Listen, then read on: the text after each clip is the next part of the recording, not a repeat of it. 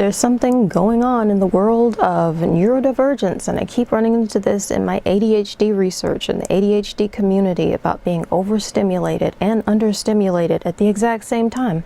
And it seems to be quite the mystery, and most people are at least saying colloquially that they have no concept of what's going on. What's the word? Anecdotally. They have no concept of what's going on. And I'm going to share what the experience has been like for me in my ADHD brain. So, hey la, welcome to Coffee with Avila. I'm Aviana Lemaire, and on this channel we discuss neurodivergence and greater living.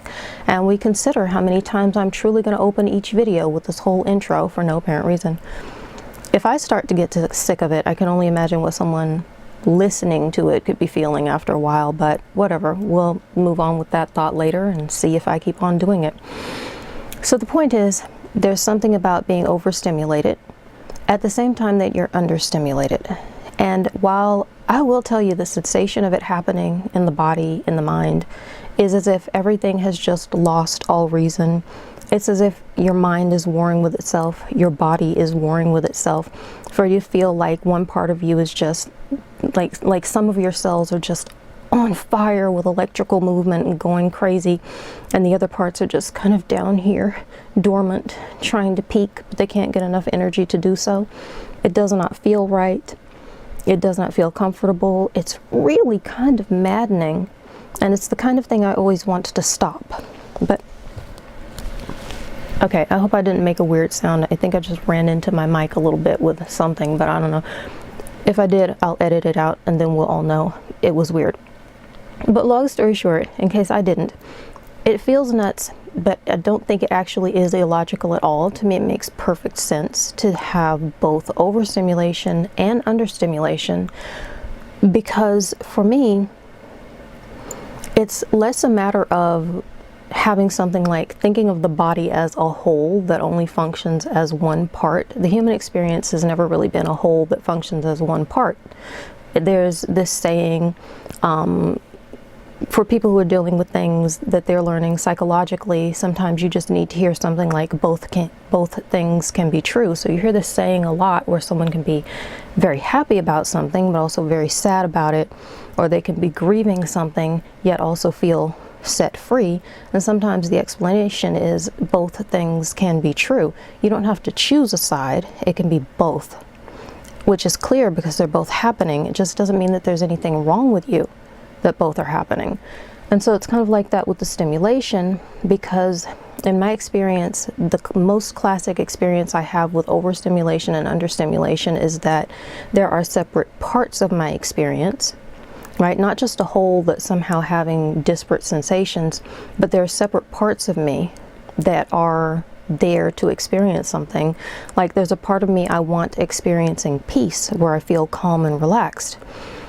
And then there's a part of me that is kind of the sensory seeking stimmer. And I want to feel peaceful and calm and relaxed, and also be able to do my happy sensory stimming. So I think the best example I can think of, and I really think just about everybody understands this, it's just that when it's not a neurodivergent person, they tend to just call it something like stress. This is stressful, that's not stressful. The stressful stimulation is bad, the not stressful stimulation is good. So I'm thinking about different gatherings, family situations, stuff where you end up in a social environment. And I'm a person who's always loved my music. So I might be using music just to calm myself before I get into the social situation.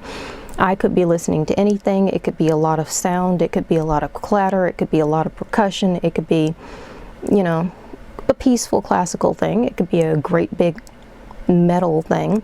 It doesn't matter what level of sound there is. For me, if it's something I want to listen to, it's a positive stimulation. So when I feel understimulated, it's because I need more positive stimulation.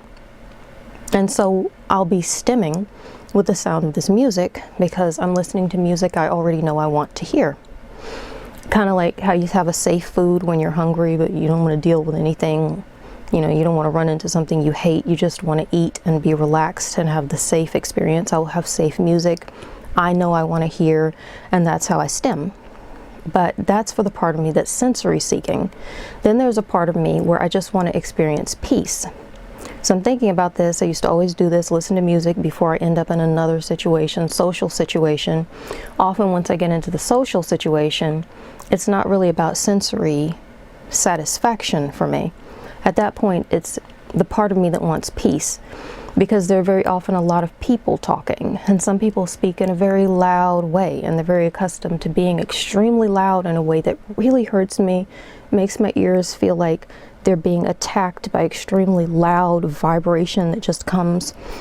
It's just a lot, and it's too loud. And especially if you've got children involved, especially infants, the first thing I thought about is when you're in a situation and all of a sudden added to it is a very pitchy, screaming infant. I think most people consider the sound of an infant crying, especially persistently, loudly, at a high pitch, things like that. I think most people consider that to be negative stimulation. That bothers you in the place where you want peace, and now you can't have it. It's not a positive stim. There's no iteration in my life where I want to hear a child crying. I'm never going to think, ooh, I'm a sensory stimmer and I need to stim. Let's go find, I don't know, that episode of that TV show where the baby is crying nonstop for 3 minutes. That's not ever going to be a peaceful, happy sensory stim for me. It's always going to be a negative, stressful, anti-peace sensation that takes my calm away. So for me, when I'm both over and understimulated, it would be something like that social environment where I don't get to have the peaceful walling off of everything else that's going on around me, where I have headphones on playing my music. I don't get to go away and be in my own space where I'm playing my music in peace, getting a positive stimulation input. So I'm understimulated in that way, which is bringing down my peace in a different fashion. But then I'm in this environment where there's a lot of chatter. Sometimes there's a music playing, sometimes there's music. Sometimes there's a movie playing, sometimes there's music. Sometimes people are in different groups having different loud conversations and you can hear all of them going on around you. Sometimes all of this stuff is happening at the same time. And then you have children squealing and squeaking and, well, I'm sure that sounds funny, but a lot of times people make noises. At any age, I've heard adults squeak. Sometimes the voice does things. You might hear me squeak when I least expect it. Speaking of which, I'm going to take a sip of my coffee, but try to make sure that I'm not squeaking in this video today. But sometimes you got the children squealing, squeaking, screaming, crying. So now I'm understimulated in the positive way because I can't go rest with my beautiful music and my relaxing stims. But I'm also overstimulated in the negative way because I have way too much of something that is never going to be a good stim for me. And so for me, can't remember if I started with this, but for me, the overstimulation / understimulation makes perfect sense because it's always about having a spot that I want filled with positive stimulation that is not filled, and having a spot that I want free from negative stimulation that unfortunately is not free from negative stimulation. So I can be having that experience and it seems like a disparate concept. Oh, how can you have too much of something and too little at the same time? Well, for me, it's because they're different things. They fit into different categories. And so both can be true very easily. And for me, they very often are both true. I think another good example might be food. Really, because sometimes, like the safe food thing, you might... I'm trying not to bring up a really bad memory I had with food recently because I got really sick, but I'm just going to say in general, there can be a safe food and you might really enjoy eating this particular type of food and it's generally good for you no matter what it is or what the flavor, but then something really bad happens involving it where you need the safe food, you want that stimulation of that flavor and stuff that you think you're going to get, and you need to eat because you want to be full. So in that case, it's less even about mental balance and it's more about physical balance. You need to eat. You need that nutrition to come into your system somehow. So if you're eating and you're having the tasting and smelling experience of your food, you might want to have a safe food sometimes, or at least something where if you're trying a new thing, you're trying to go for something where it sounds like it's going to be good, sounds like it's going to be something that is a positive experience for you. And then you find out that this food has something in it that you really hate. Something that is an overpowering sense for you. You know, you're trying to get the good stimulation of getting that food, that nourishment, the flavors that you like, that you can tolerate. And instead you get sidetracked, distracted, distressed, and sometimes made sick by food that has one or more bad ingredients, bad flavors, bad tastes. I don't know, let's say you need a nice, refreshing, cool sip of tea on a hot day, and you're excited because it's the right kind of tea made the right way. But no one has told you that this tea has some ingredient in it that you don't like the taste of. So now you're drinking this tea and your whole senses are completely overwhelmed with this horrendous, for you, this horrendous flavor that just upsets you, and it blasts out your senses because it's so strong. And the next thing you know, you're just completely overstimulated. But at the same time, you were kind of understimulated in a way. Maybe you were just thirsty, or maybe it's hot and you need the cold liquid. Something about you needed that positive stimulation, but then something unexpected about the tea turned it into negative stimulation. So you're still not satisfied with the positive stimulation. You still need something cool to drink. You can't drink this anymore because if it's that overpowering and overwhelming, maybe you just set it to the side and you move on. Maybe you can't stand it. But now you're also overstimulated because you've had this flavor that you hate and you're completely blindsided by it, which for me would make it way worse. On top of being bad, you weren't even able to prepare yourself and try to just deal with it or to try to tolerate it at all. There have been a lot of situations in my life where I found myself in some kind of setting, generally something socially motivated, where I'm eating something or I'm drinking something or I'm hearing something or experiencing something, and I'm both overstimulated and understimulated. And the happiest moments for me are when I can get those things back into that sort of forced, natural feeling balance where you have to fight to achieve that balance.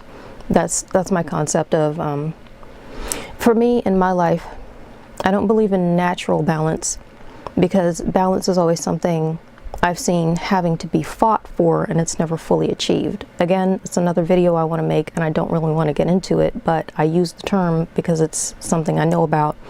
You kind of have to fight for the balance of taking down that loud stuff, or I have, taking down that loud stuff, getting away from the screaming child, being able to put in earplugs or headphones or something to buffer the sound of all the massive loudness. So I'm trying to balance it out by bringing down the bad stuff and somehow getting away. I've done the thing. You go into the restroom because you can go into the restroom for a few minutes and possibly have some level of privacy. Most people either have the dignity or the social decorum or just the caution to avoid bothering you about why you were in the restroom at all, let alone why you might be in there for a few minutes. So you might be able to save your mental peace by going into a room like that. If there's a short chore you can go do for the gathering that involves leaving the room, going into a pantry, going somewhere else, I'm that person. I have volunteered to do it because that's a way for me to bring down the negative stimulation and possibly bring up the positive stimulation. And sometimes when it was possible, I would just go take a break, turn my music on, and then I get that positive stimulation I need that I was in a great deficit for, so I was understimulated. And I get to bring down all that noise that I was just in and all the visuals and sometimes the lights and the smells and the flavors in that way in which I was overstimulated. So now I'm kind of fighting for that balance again of getting it to where everything is where I need it to be. And I'm not sure that it's any more complex than that, really, which is weirding me out because I've only been talking for around 15 minutes and I seem to have been talking for around an hour. lately, but I don't think it needs much of a complex explanation, because my experience with it is literally just, I have that duality in me of needing to have positive sensations and needing to not to have negative sensations. So that's where, when something comes in, generally, it's just as simple as I don't have enough positive stimulation, but I've got too much negative, and so boom, overstimulated and understimulated at the same time. The only other thing I can think of, and it's not necessarily about being overstimulated and understimulated, but as far as it goes, the sensation just getting out of control, it doesn't always have to be a negative or well, yeah, I'll stick with that. It doesn't always have to be a negative, or unpleasant stimulation that overstimulates you. Obviously, it could be a thing where you just are getting too much of a good thing. I have had the experience of having some of my favorite scents, the aromas that I really love, overused by someone else to the point where I now hate it. So that should be a positive stim, but it's just way too much of a good thing until it becomes a horrible thing. And I'm not really understimulated at that point, but I'm just completely overstimulated. But I think it's worthy of note because that's a really easy way to become completely overstimulated, even when you have a positive influx of something coming in. I don't know, maybe that's an entirely different video because it completely goes off the rails of having both experiences.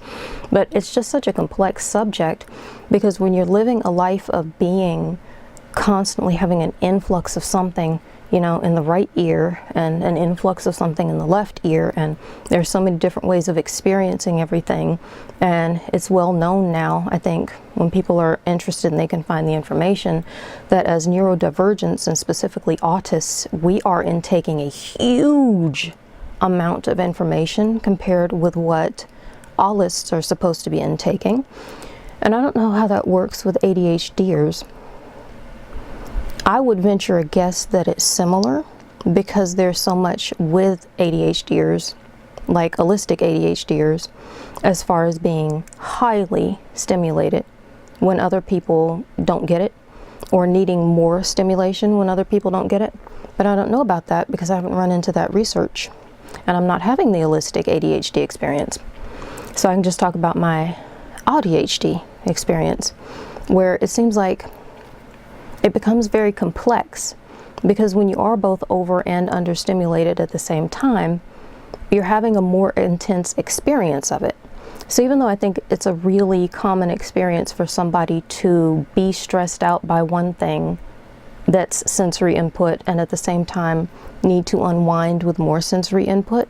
For instance, somebody might have gotten their children to sleep and now be able to enter into a part of their day where just overall sensory input can come down a bit, right?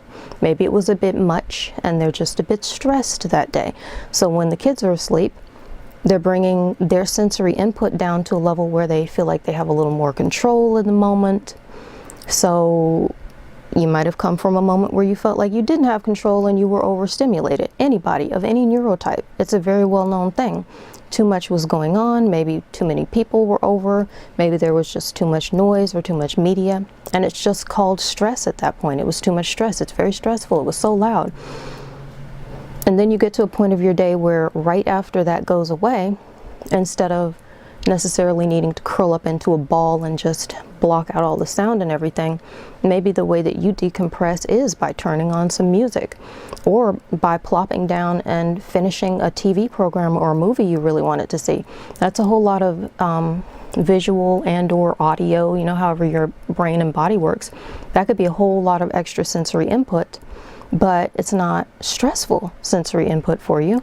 And so you could be of any neurotype whatsoever, constantly bridging between having too much input and just calling it stressful input, and not having enough, because maybe what you'd really like to be doing is having a cozy coffee at the end of your day and watching a loud, action-packed movie you've been waiting for it to come out for a year or two. Who knows? It's not an unheard of event And my point is, it's not something that people don't understand, I think. I just think that when it comes down to the neurodivergent experience, maybe it sounds a little more complicated than it needs to be. We are definitely a complex being type for those who aren't like us to try to understand. Sometimes we're complex for ourselves to understand, but it doesn't always have to be so off the chain, out of the ordinary, that it's that horrifying. For us to be overstimulated and understimulated, on paper, I think, sounds like it's a big deal. But in reality, I think it's one of the most natural things in the world to just want the stress stimulation to come down and really want the calming stimulation to come back up again. It's just that, again, it is going to be more intense for us because our brains are taking in so much more of the available information. And so I think the reason why it looks so over the top when we're experiencing it is because it is so over the top. Because if your brain just doesn't block out the background noise, like the party or the social event that I was talking about, where I'm overstimulated because so many people are around and I can hear all of the conversations from the entire house. For instance, I'm thinking of right now a situation where there were really a lot of people in the house where I was staying, and they were split off into groups and everyone was having conversations. There was one time when one of the groups was singing.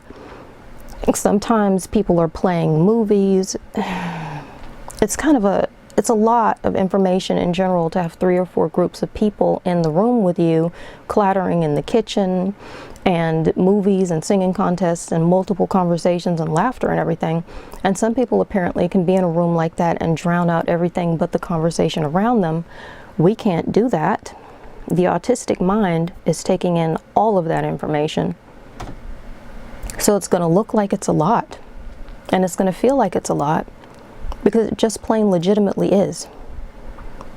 Having to listen to 4 conversations and a movie and cooking sounds and a phone conversation in the background at the same time is always going to be way more than someone who can actually block out all of that other stuff and only hear that one conversation. So it should be overwhelming, and it should be quickly overwhelming, because that's just a lot of information. And I think that is probably the most normal thing ever. But I'm just sitting here as a proponent of us as neurodivergents being able to process ourselves as our own kind of normal. So that's my viewpoint. But I think I've said everything on that subject that needs to be said right now. Probably, possibly a lot more. I think I got off the rails but brought it back. Maybe I'll analyze that after I'm done closing this. But let me read my little outro, because I can feel myself getting to that point where I'm just exhausted at the end of my day. Have any thoughts or questions? Share them in the comments. Notice any gaps in the autistic, ADHD, or ADHD community conversation? Want a spiritually, mystically inclusive indie voice on a subject? Just looking for an extra opinion or viewpoint? Share your suggestions in the comments. If I can address them, I might make them into a video. Remember to like, share, subscribe, ring the notification bell for all of my newest updates, and be blessed. And definitely, if you have any thoughts on this, I'm very interested to always see those in the comment section, because I know I can't be the only one who understands some of these things or who has a bunch of different thoughts or incredibly varying. I mean, we are a great number of people.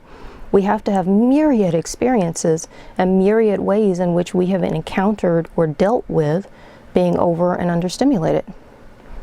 And maybe I'll talk about some of the ways in which I've dealt with it, because it's not like they're all bulletproof, but man, we've got to know, after a few decades on this planet, each one of us has probably come up with some way to try. Perhaps that'll be next. Who's to say? Gonna have to find out what comes naturally. Yeah. That's about it. Bye now.